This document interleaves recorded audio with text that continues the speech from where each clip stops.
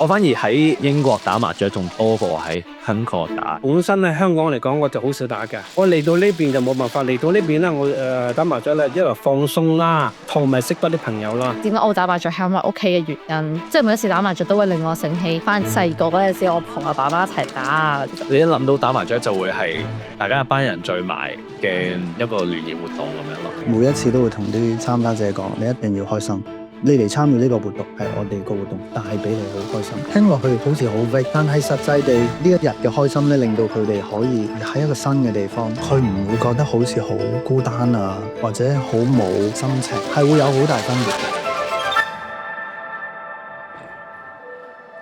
嘅。咁其實麻雀開頭咧，其實係演變from牌九或者叫做橋牌啦。咁其實係講緊由清朝或者係甚至更早嘅朝代，其實已經存在住呢一樣嘢。呢個係一種傳承嚟嘅。麻雀呢樣嘢本身即係個文化都有一段時間啦，即係屬於華人文化入邊嘅一個比較重要嘅 board game 啦，就係即係一個棋盤遊戲啦。可以攻可以守，佢係一種唔使喐，但係同一時間你又可以用腦嘅一種活動嚟嘅。打麻雀唔同人嘅性格，其實打出嚟嗰個牌路都會有啲唔同咯，同埋牌上面其實都有唔代表住唔同嘅華人文化喺入邊啦，即係譬如你東南西北風啊，跟住你花就係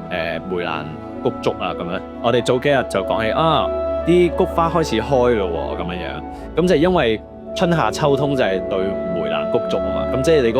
你嗰個花其實係對住，即係呢啲日常生活中嘅人，你會突然之間諗到啊麻雀呢樣嘢原來有對應過咁樣咯，就會好得意咯係。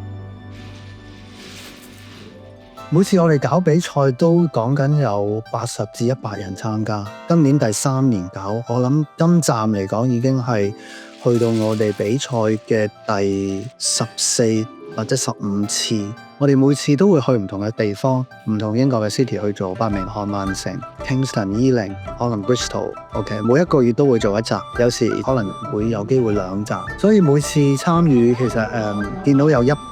或者差唔多20幾台嘅人一齊去打麻雀，聽到嗰啲麻雀聲，嗰種好似喺香港一班人一齊打麻雀嗰個情況嘅狀態啊，嗰種氣氛啊，大家嗰種笑聲啊，我哋做搞手都好開心。佢哋好有心啦，即係搞唔同嘅比賽啦，都全英國咁樣走啦。諗下我哋成90幾人，20幾張台，佢哋每次出一次，即係好勞師動眾啦。你要搬台搬麻雀，仲係好重咯，佢哋麻雀咁多副，咁同埋我見佢哋都有宣傳俾 local 本地人啊，咁多啲local 知道有呢樣嘢玩，成個 community 都係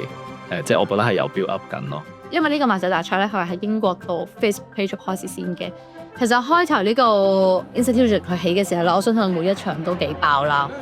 咁所以其實佢都越做越大啦。其實你有見到我今日呢一場 Birmingham 都有成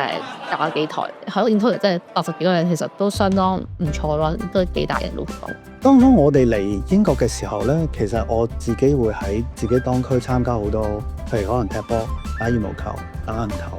但係我哋去諗呢件事就係，其實有好多啲老人家、爸爸媽媽啊、公公婆婆啊，咁佢唔會參與到嗰啲活動啊。咁對佢哋嚟講，尤其是打麻雀，即係呢個文化呢種文化嘅活動咧，都係我哋希望俾香港人同埋俾 local 人都希望俾佢哋知道咩係打麻雀。我哋其實一開始去設計呢個活動嘅時候，比賽係一個形式嚟啫。比賽嘅過程或者係設計嗰個規則，我哋都係希望佢可以有唔同嘅參賽者參與。打完呢個4圈之後，佢再喺下半場再換另外3個參賽者，咁等佢哋可以同唔同嘅參賽者去做一個聯繫。我哋希望令到啲人覺得係你嚟到係玩嘅，去享受一日。玩完嗰一日之後，你好開心，有啲 memory 帶翻屋企。我哋去設計呢件事一開始嘅時候，都已經係有呢個心態。就 instead of 話真係做一個純比賽，而要點樣淘汰，唔係嘅，而係佢哋每次嚟到都會可以享受到打麻雀嘅樂趣，享受到識朋友嘅一個咁嘅機會。其實自己覺得咧，贏輸唔係重點，個重點係個過程，你同你朋友一齊去交流啊，即係有時大家開開心心，有啲咩可能 social activity 就係可能打麻雀咁樣，呢係一個聯誼嘅一種方法嚟嘅。即係大家一班人啦，好開心咁樣，即係大家一齊傾偈。因為你麻雀一定係要4個人先至打到啦，咁你一定要係有一 group 人，咁你大家識或者唔識，係俾大家聯嘅活動咯。你諗起麻雀，咁我哋心目中諗係邊幾個波同你一齊打啦？咁啊個腦會咁樣諗，唔係諗到食糊啊點咧？我哋冇嘅，因為我哋其實話我都屬於退休人士，其實就係話多啲朋友一齊玩，開心咁樣嘅，唔係話哎呀諗到麻雀要贏幾多啊點，我咁即係我冇呢種心態。嘅心態就話麻雀有得打喎，咁我就第一時間就同邊幾個打，點樣打法咁樣咯。即係呢種係，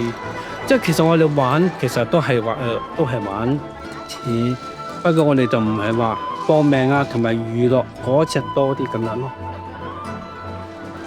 今次係我第2次嚟參加呢一個麻雀大賽。今次係第3次，第3次參加㗎，都有啲開心啦。因為本身我第一 round 咧就一路都食唔到糊，但係臨尾就食咗鋪10分自摸，咁就有個鮑魚咁啊，最後都不過不失咯，係啊。俾人食咗10分，有啲唔甘心。參與嘅人大部分嚟到都係抱住個心態係嚟參加一個活動嚟玩嘅，當然攞下禮物啦，攞下鮑魚啊，攞下啲獎品啦。所以比賽嗰個心態上邊咧，佢哋唔會太計較輸贏，所以成個氣氛都係好和諧。即係最終我覺得喺呢邊嚟講，打麻雀係放鬆，同架車過嚟嗰啲咧，大部分唔係話顧住係去玩而係放鬆啊。嗰種壓力佢都係有放鬆咁樣。麻雀對我嚟講咧，其實係一個童年回憶嚟嘅，即係每一次打麻雀都會令我醒起翻細個嗰陣時，我同我爸爸一齊打啊咁樣。咁所以對我嚟講係一種同屋企人嘅一種幫敵嘅一種方法。我好細個就識打嘅，係我爺爺教我嘅。但係以前咧就都係真係玩下嘅啫。咁到之後咧就係屋企人，即係可能大家食飯啊，或者即係中秋啊，或者大時大節咧就會打咯。細個又唔係太喺嗰個情感上面投入到落去打麻雀嗰度。到我大個咗，開始同身邊嘅同學朋友開始打麻雀嘅時候，就發現原來因為打麻雀就會聚到呢4個人，呢個關係呢，原來都可以一路咁樣維持住。我哋好希望即係嗰4個人係坐到喺度，有溫度。你會喺打麻雀嘅過程裏邊傾下偈，講下嘢，訴下苦，呻下，開心唔開心，你都會同你啲朋友去即係交流到。呢個都係我哋希望做呢件事嘅目的，所以亦都我哋係寧願辛苦啲都會周圍去。成個主辦方亦都係好 supportive，咁所以成個 environment 好，識咗好香港人。佢哋而家其實都算搞得幾出色，因為佢哋係全英國唔同地方搞完之後咧，就再有個總決賽嘅，咁就即係你唔同地區嘅贏咗就又再打多次，咁其實都算係好有規模啦。如果差唔多接近成100人，而佢哋得幾個人咁樣搞，其實係好犀利咯，係啊。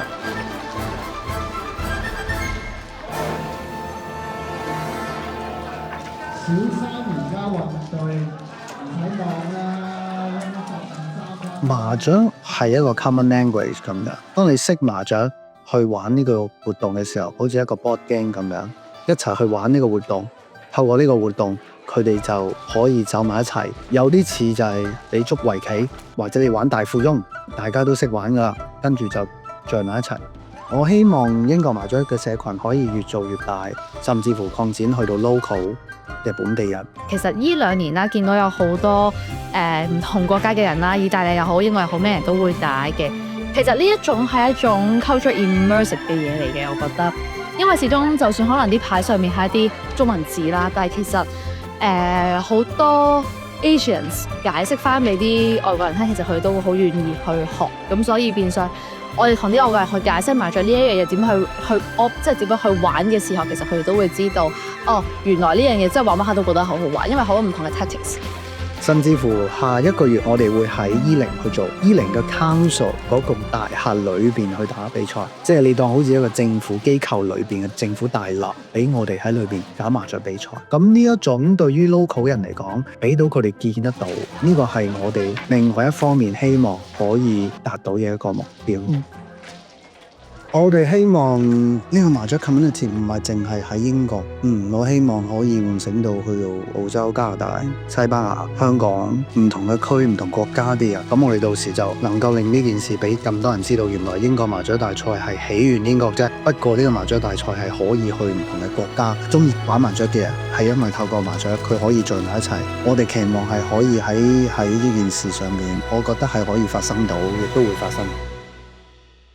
打麻雀呢個活動係可以好有氣氛地，大家聽到啲麻雀聲，大家聽到嘻嘻哈哈食糊啊碰啊嗰啲聲咧，成個人係好開心嘅，好興奮嘅，氣氛係好興奮。再加上你見我哋個麻雀比賽係講緊20幾台，咁成個氣氛、成個活動，參加嘅人嚟嘅時候、走嘅時候帶住個笑容，帶住嗰個歡笑。佢嗰種感覺，你見到係好的，而且確佢會有一個好深印象，俾佢今日有一個好好回憶。所以麻雀比賽雖然係一個比賽，但係正如我哋個會宗旨就係希望啲人參加咗呢件事之後，佢可以有一個好開心嘅感覺留喺佢個回憶嗰度。喺香港咁遠嚟到英國，佢聽到嗰啲麻雀聲，佢同朋友一齊打麻雀，呢種感覺好似又翻去屋企咁樣，喺屋企或者同親朋戚友喺香港過時過節打麻雀嗰個氣氛，咁佢呢度再體驗個 experience 呢個氣氛嘅時候呢，佢會更加開心。有時我哋新嘅移民嚟到一個新地方，總會有好多唔開心嘅事情要面對嗬。咁但係因為今次呢件事，佢哋開心，都會令到佢哋喺適應呢邊嘅生活嘅時候，個環境啊，我覺得係帶嚟少少一個好好嘅正面嘅作用。